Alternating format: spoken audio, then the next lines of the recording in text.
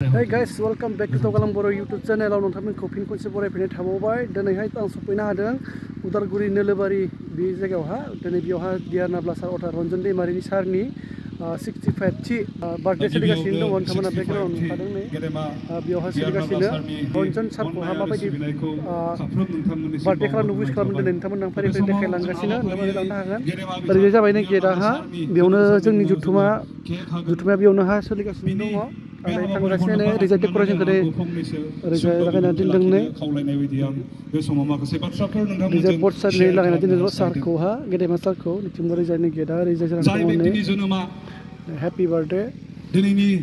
दोनदों सारनि गोबां बाथ्राफोर बेयाव लिरनानै दङ नै नोंथांमोना फरायनो हागोन आरो तरालि दैमारिनि गोरबोआव जोनोम मोनदोंमोन आरो दिनैनि सानाव एनडिपिनि गायसनगिरि आफादगिरि गेदेमा बिथां डिआर नाब्ला सारा अदला खासिबारियाव जोनोम मोनदोंमोन दिनैनि बे साना जोंनि थाखाय फारसेथिं सानोबा दुखुनांथावना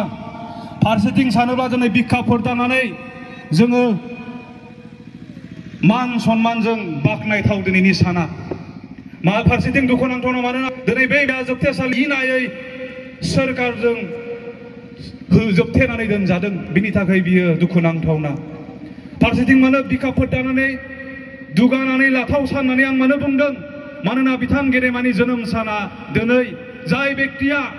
गोमालांनो नागिरनाय हारिखौ बुहुमनि बिखायाव गावनि राव हारिमु मान सन्मानजों अराय थांना थानो थाखाय थुलुंगाखांहोनानै खामानि मावदोंमोन जाय बेक्तिनि सानखांथि आरो सानस्रियाव 1980 3 अक्ट'बराव बिएसएफआ जोनोम मोननानै गोमालांनो नागिरनाय बर' हारिया खर' थिखांनानै थांना थाफिननो हादोंमोन बिनि थाखाय गुबुन फारसेथिं गोग्गाथाव होननानै आं बुंगोन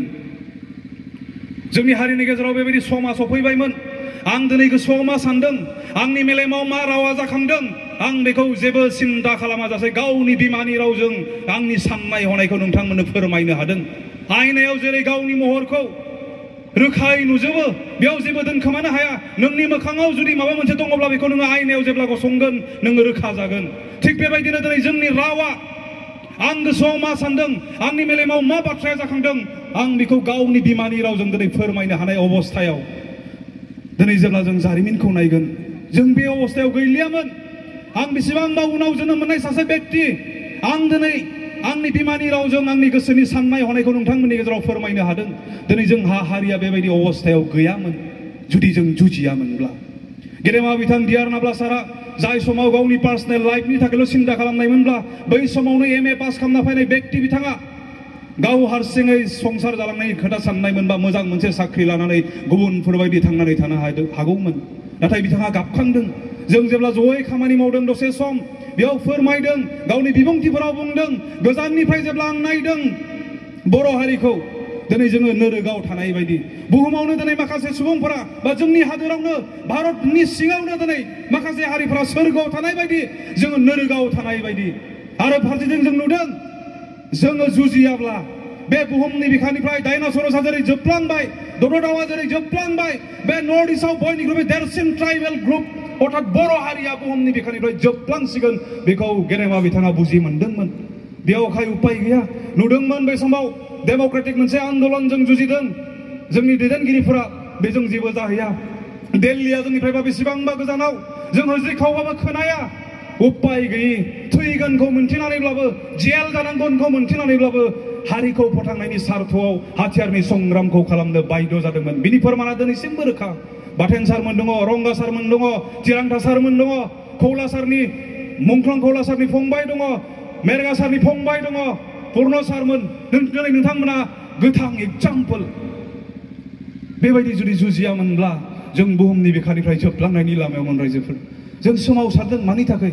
हारि बायदियै मानसि बायदियै थांना थानांगौ मोननांगौनि थाखाय गुबुना जेरै मोजां लामायाव थाबायदों गुबुननि गथ'फोरा जेरै मोजां इउनिभारसिटियाव फरायनानै गावनि भबिष्यतखौ दानानै लानो हादों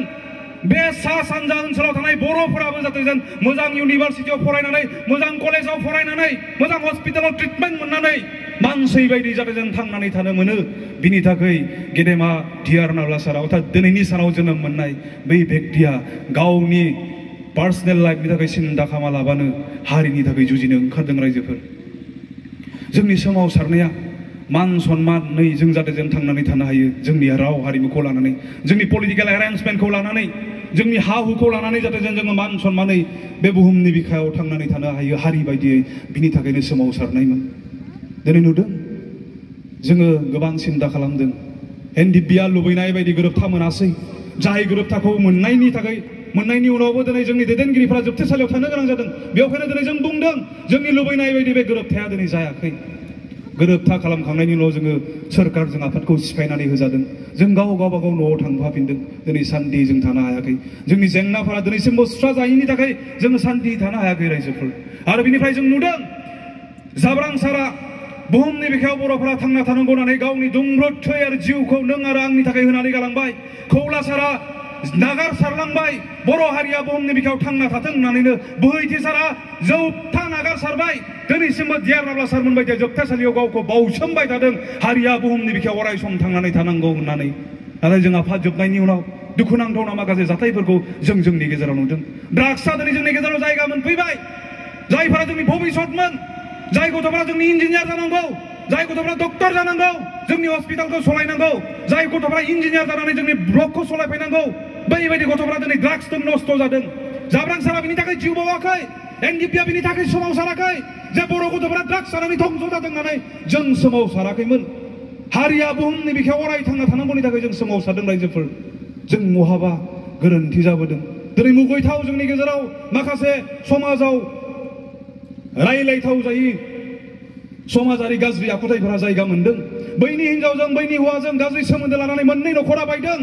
जों नुदों जेब्लानो फेसबुकफोरलाय जों नुयो गोरलै गोरलै गथ'फोरखौ बिमाफोरा नागारदों माब्रै हादों गोरलै गोरलै गथ'फोरखौ दिनै बिफाफोरा नागारनानै खारदों माब्रै हादों दुखुनांथावना दिनै मोननै न'खरा बायदों लोगोसे जोंनि भबिष्यतआ बायफादों उन्दै उन्दै गथ'फोर जाय गथ'फोरा बिमाखौ नांगौमोन जाय समाव बिफाखौ नांगौमोन बे समाव बिमा आरो बिफाखौ दिनै जोंनि समाजाव माखासे गथ'फोरा खाफाल हावरिया दिनै बिथांमोना मोनाखै मानो जादों एनडिपिआ बिनि थाखाय सोमावसाराखैमोन जों जे मोनफ्रोमबो बिथिङाव थांनानै थायो जों आबाद बिथिङाव गोरा गोख्रोङै थांनानै थानो हायो जोङो फरायनाय बिथिङाव जौगालांनो हायो जोङो राजनीतिक बिथिङाव जाहाथे जों जौगालांनो हायो गासै बिथिङावबो जोङो साखा फारा जानानै हारि बायदियै थांनानै थानो हायो बिनि थाखाय जों सोमावसारदोंमोन रायजोफोर दिनै जों बावबा जानाय नङा जोंनि मुख्लंफोरखौ जोङो बावबा जानाय नङा जोंनि माखासे गाज्रि आखुथायफोर जायहा दिनै जोंखौ जौगानायनिफ्राय बोख्लायो जायहा जोंखौ हारि बायदियै थांना थानो नागिरनायखौ हमथायो बेबायदि गाज्रि आखुखौ जोङो पार्सनेल लाइफनिफ्रायबो नागारनांगोन समाजाबो बेबस्था खालामनानै समाजखौ दैदेनलांनानै गाज्रिखौ फोजोबनानै लानांगोन अब्ला बुहुमनि बिखायाव जोंबो हारि बायदियै थांना थागोन बेनो दिनै दियारनाब्ला सारनि थांखि बेनो दिनै जोंनि गेदेमा मुंख्लंफोरनि थांखि रायजोफोर आं दिनै कुइसन खालामनो हास्थायदों नोंथांमोना बे थांखिखौ हमथाबनानै हारि बायदियै थांनानै थानो हागोन ना हाया रायजोफोर हागोन ना हाया जों हाथारनांगोन मानोना दिनै हारि बायदियै थांना थानायनि जि मोनसे बादायलायनाय बियो फावथिना नङा जों जुदि गोरोन्थि लामाजों आगान सुरोबा जों नासयजागोन गोदोनिफ्राय गाज्रि समा जोंनि गेजेराव फैगोन बेवहाय साफ्रोमहाबो बिबान दङ रायजोफोर दिनै जों सोमावसारदों जोङो जांख्रिथायारि नोजोरजों जोङो गासै बिथिंखौबो नोजोर होनानै जोङो आवगायो जों नुनो मोनदों पृथिबियाव कुनु इम्पसिबल गैया जाथावै गैया डिक्सनारियाव इम्पसिबल वर्डआ दङ बाथ्राया दङ नाथाय बे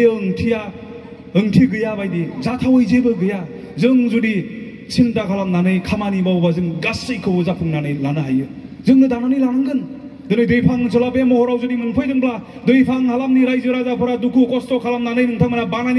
बानायनानै लादों आरो दैफाङा दिनै गावनि सिनायथिखौ लाखिदों बेबायदिनो जों गावनि सिनायथिखौ लाखिनांगोन जोंनो बानायथारनांगोन जोंहा सर्टकाट जेबो गैया खारन पृथिबिखौ इसोरा सोरजिदों बिनि उनाव गासैखौबो मानसिया गावनि नाजानायनि गेजेरजों गावनि बायदि बानायनानै लादों दिनै दुबाइयाव अख्रां नांजासे जौसिन न' बानायनानै लादों सोर बानायदों मानसियानो बानायदों नाजानाय आरो जुजिनायनि गेजेरजों दिनै बे बाथ्राया जोंनि गेजेरावबो गोरोबो कुनु सर्टकाट गैया हारिया जुदि थांना थानांगौब्ला जोङो मावख्रुबनांगोन जोङो नाजानांगोन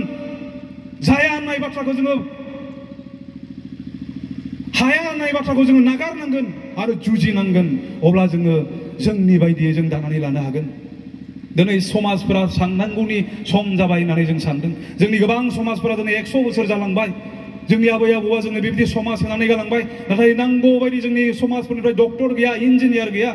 बरन्स दिनै हौवाफोरनि फरायनायनि पार्सेन्टेजआ दिनै गाहायथिंसो फैबाय थादों दुखुनांथावना हौवा माहारिया दिनै बर' समाजाव मोनसे गामिनि थागिबि बिथांमोनखौ गोरजिया लाङा हौवाफोरासो दिनै बर' हारियाव गुबुन जायगानिफ्राय हिनजावफोरखौ हाबा खालामनानै लाबोयो जुदि समाजाव थाथायग्रा व्यक्तिफोरनि फरायनायनि पार्सेन्टेजआ जुदि गाहायाव फैदोंबा जोंनि समाजखौ सोर दैदेनगोन बे दिनै साननो गोनां बाथ्रा जानानै फैदों बेवहाय जोंनि समाजा खालामनानै लानांगोन डक्टरबाबो जों बानायनांगोन इन्जिनियारबाबो जों बानायनांगोन प्रफेसारबाबो जों बानायनांगोन रायजोफोर जयेनदिबिनि सोमावसारनाया बे गेदेमा बिथां डिआर नाब्ला सारनि सानखांथि आरो सानस्रिया दिनैसिमबो बे जों हारि बायदि जाहाथे जों थांनानै थानो हायो आरो आं मोनसे बाथ्रा आं जेब्लायबो बुंबोदों आरो बे अरायनो सैथोथि नोंनि साननायानो नोंनि सिनायथि नोंथांनि साननाया नोंथांनि सिनायथि बेवहाय नोङो जेब्लाबो मोजांखौ सान जेब्लाबो मोजांखौ नोङो सिन्ता खालाम अब्लानो बेनो नोंनि सिनायथि जागोन दिनै गोथां एग्जाम्पल मिउजिशियान दिनै बेयाव दङ जाय फंबायफोरा दिनै गावखौ किबर्डिस्ट महरै सिनायथि होदों बिथांमोना मिउजिकनि सायाव किबर्डखौ मोजां मोनदों आरो बिनि सायाव साननानै बिथांमोना खामानि मावदों गावखौ गावनि रोंगौथिखौ बानायनानै लादों आरो दिनैनि थारिखआव बिथाङा किबर्डिस्ट महरै सिनाय मोनजादों बे सैथो बाथ्रा रायजोफोर नोंनि साननायानो नोंनि सिनायथि सासे व्यक्तिया जुदि बेफारनि बिथिङाव सिन्ता खालामोब्ला फालांगिनि बिथिङाव जुदि सानोब्ला बियो फालांगिरि महरै गावनि सिनायथिखौ दानानै लानो हायो बेवहायनो दिनै जों बुंदों नोंनि साननाया नोंनि सिनायथि जोंनि साननायखौ मालाबाबो दुरबल दाख्लाब आरो मालाबाबो गोरोन्थि लामाजों दालां जेब्लाबो जोङो थोंगोर लामाजों जोंनि साननाय हनायफोरखौ दोननानै दावगानांगोन अब्ला जों हारि बायदि बे बुहुमनि बिखायाव थांनानै थाबाय थागोन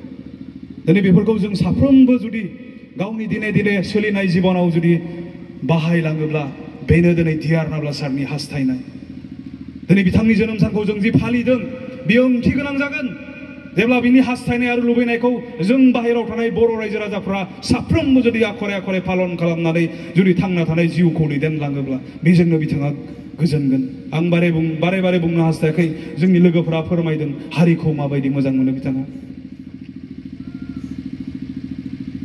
दिनै जोंनि बे जोनोम साननि हाबाफारिखौ गोबाङा थौले नोजोरजों नायनानै जोंखौ सोंखारिनोबो नागिरो व्यक्तियानो गैया एसेबां दुखुआव दङ जेलाव दङ खस्थ'आव दङ मानि थाखाय रंजानाय बुंनो हास्थायो नाथाय दिनै जों United फराम of X and Dibya बिनि एबसेन्सआव दिनै जोनोम सानखौ मानो खुंनो गोनां जादों बिनि सैथोथिफोर दङ जोंनिनो माखासे दैदेनगिरिफोर बुंथावा जायफोरा दिनै बेबायदि गेदेर दैदेनगिरिखौ हारिनि गेजेरनिफ्राय खोमाना दोननो नागिरो माखासे षड़यन्त्र खालामनानै बेखौ जाथिनिफ्राय गैया खालामनो नागिरदों जारिमिननिफ्राय गैया खालामनो नागिरदों बेबायदि थासारिखौ दिनै जों नुनायखाय बिथांखौ जों अराय सम जोंनि गेजेराव गोथाङै लाखिनांगौनि थाखाय बिनि एबसेन्सआवबो दिनै जोङो बिनि जोनोम सानखौ खुंबोबाय थादों आरो उनावबो खुंलांगोन आरो मोनसेया जाहैबाय जोङो इसोरखौ फोथायो रायजोफोर जेब्ला मानसिया जेथिंबो आसा गैया जायो जेब्ला राहा जेथिंबो गैया जायो अब्ला मानसिया इसोरनि गुरियाव आसा खालामनानै थांनानै थायो जों इसोरखौ फोथायो बिनि गोग्गो देहानि थाखाय बिनि गोलाव जिउनि थाखाय आरो बिथाङा जि जोबथेसालियाव दङ बिनिफ्राय उदां जानांगौनि थाखाय जि जेंनायाव दङ बिनिफ्राय रैखा मोननांगौनि थाखाय जोङो इसोरनि गुरियाव बिनि जोनोम सानाव जोङो आरज गाबो बे जाहोननि थाखाय दिनै जोङो बिथांनि एबसेन्सआवबो गेदेमा बिथां डिआर नाब्ला सारनि जोनोम सानखौ जों फालियो रायजोफोर खेंफोरथि महरै बुंनानै आं होनाय जाबाय आरो आंनि बे सुंद' बिबुंथिखौ आं बेखिनियाव दोनथ'बाय जोंहा बे समाव केक हानाय हाबाफारि आं अननानै खावलायगोन गेदेमा बिथां डिआर नाब्ला सारनिनो असे बिदा प्रतुल दैमारि सार नोंथाङा सिगाङाव जौस्राङाव फैगोन आरो डिआर नाब्ला सारनि मुङै जि केकफोर जों रेडि खालामदों बेखौ जों हानाय जागोन अननानै आं खावलायदों जोंनि लोगोफोरखौ लाबोनो थाखाय गेदेमा बिथां डिआर नाब्ला सारनिनो असे बिदा प्रतुल दैमारि रिटायार्ड हेडमास्टार अदला खासिबारि बिथांखौ जौस्राङाव आं हास्थायदों आरो लोगो लोगोनो जोंनि इउनाइटेड फराम अफ एक्स एन्ड दिब्बिनि फ्राय गांसे आर'नाइजों बिथांखौ जोङो बरायनो हास्थायदों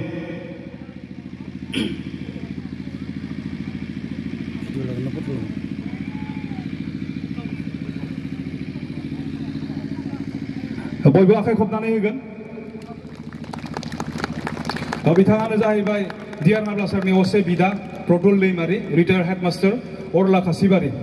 बे समाव जोङो डिआर नाब्ला सारनि मुङै जि केक रेडि खालामनानै जोङो लाबोदों बेखौ जोङो बिनि मुङाव जों हागोन नैबे जौसिन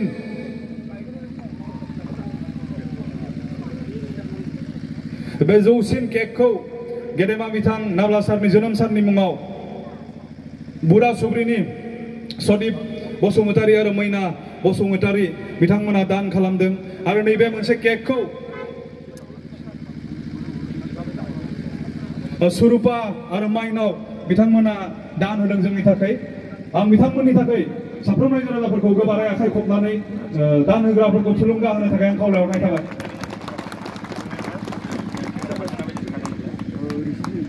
जसो आं बे समाव खावलायबावनो हास्थायदों जोंनि आयं आनन्द आरो रिटायार्ड सार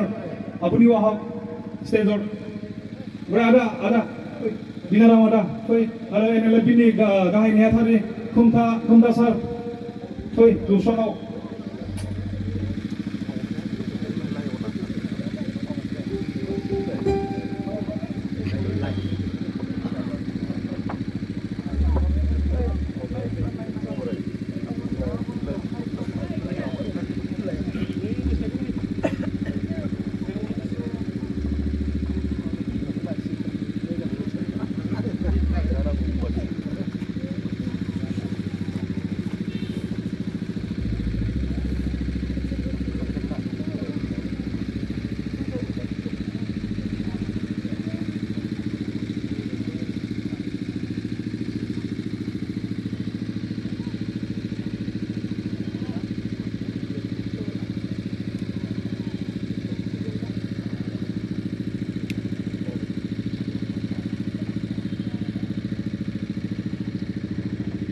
बे समाव जोङो 65 बेखौ जोङो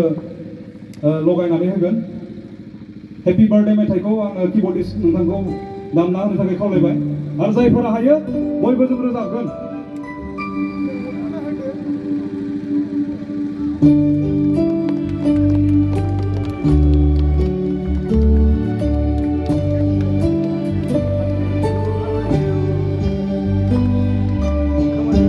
Diana Blasarni जोनोम साननि मुङाव केकखौ हानाय जाबाय प्रफुल दैमारि बिथाङा हादों असे बिदा Diana Blasarni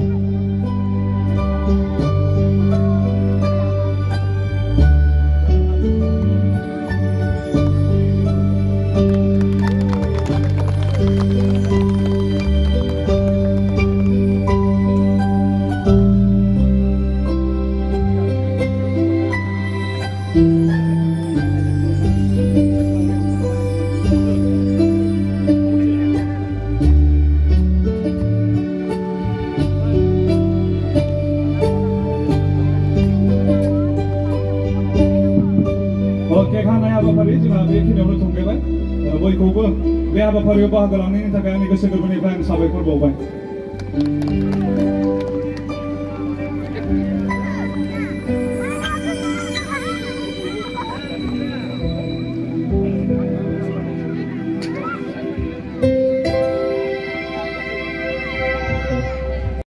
So guys, दिनैनि 65थि रन्जन सार बा Diana Blasarni बार्थडे सेलिब्रेसन बिसोरनोसै नोंथांमोना नुखालांजोब्बायसै नै बिथां ग्राउन्डआव दंखायो नै बेसेबांखिनि मानसिफोरानो सेलिब्रेसन जागासिनोमोन नै दायो फैयै फारिलाइया जोबनानै फैबाय नोंथांमोना नुलांगासिनो मानसिफोरा ओंखारलांजोबदोंसै नै ओरैजाय जोबनायनि प्रग्रामाव फैबायानो एसे माने लास्ट मोनसे गिदिर रोजाबदों आरोना नै बिनि लास्ट प्रग्राम जानानै फैबाय नोंथांमोना नायदो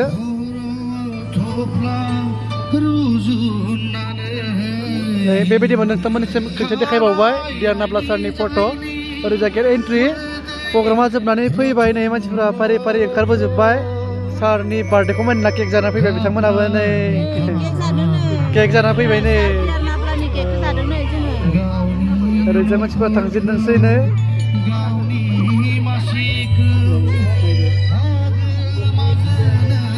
जाखिनि मानसिफोरा बुरजामोन आरोना नै बे लास्ट मेथाइ रोजाबदों बे मेथाइया जोब्बानो प्रग्रामा जोबनानै फैबाय जोब्बाय दायो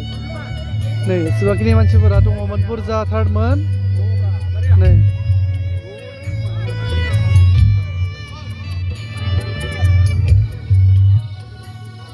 स' होनबा नोंथांमोना ब्लगखौ बोरै मोनखो दिनैनि ब्लगखौ बेसेबां दोनथ'नोसै आं बांद्राय गोलाव खालामला मानो होनबा भिडिअआ बहुत गोलाव जानानै फैबाय